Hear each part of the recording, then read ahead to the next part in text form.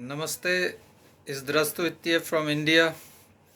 I am Dr. Manoj Tevatia from Center for Research in Rural and Industrial Development, CRID, Chandigarh, an institute supported by Indian Council of Social Science Research, Ministry of Education, Government of India and Government of Punjab.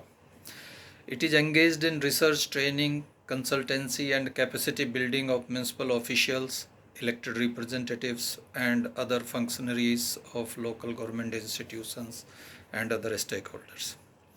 Let me on the onset say that BRICS Forum in general and Municipal BRICS Forum in particular is an important platform for the interaction of deputies, mayors, policymakers and officials of the state, regional and local authorities to work together for addressing the growing challenges in the BRICS countries and their growing large urban centers, particularly the issues of infrastructure, services like water, sewerage, sanitation, urban transport, mobility and green energy, etc., besides welfare of the people at margin. BRICS integration is an important initiative and it covers very large part of the globe and the humanity. There is a challenges of mobilizing investments to meet the growing needs of good quality infrastructure, services, mobility and energy, etc.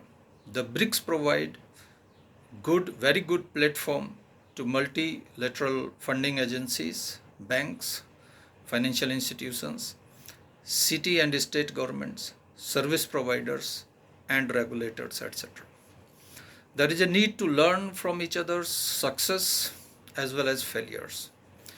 India and Russia have been old allies, partners for decades, and the cooperation between both the countries is likely to grow further with the recent agreements to support smart cities in India.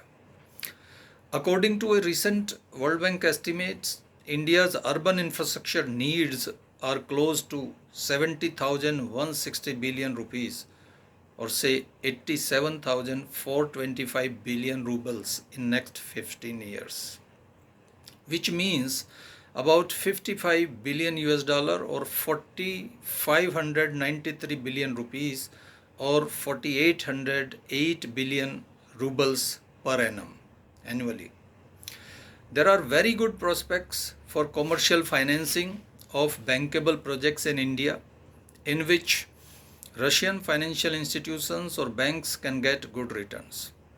India had about 53 million plus metropolitan cities in 2011, and their number is likely to be close to 70 in 2031. The total number of towns in India was close to 8,000 in 2011, which must have increased to about 10,000 by now. And 100 large cities are selected by government as smart cities, and 500 towns have been selected as Amrit cities for infrastructure, regeneration and urban transformation.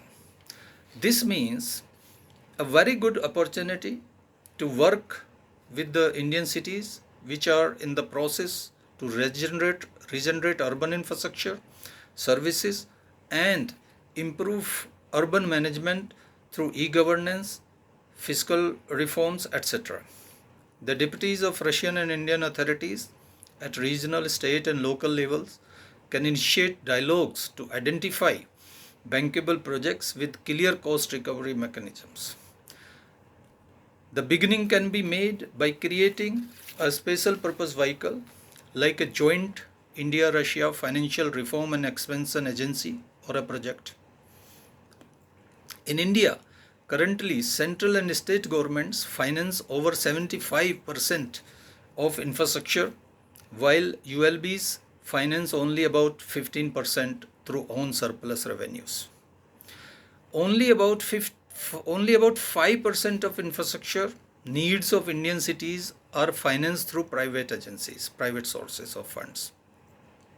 Here there is a good scope for public-private partnerships, PPPs, as much of these funds requirements in urban infrastructure will require private financing through financial institutions, private banks, or special purpose vehicles like I mentioned, which may be created for the purpose.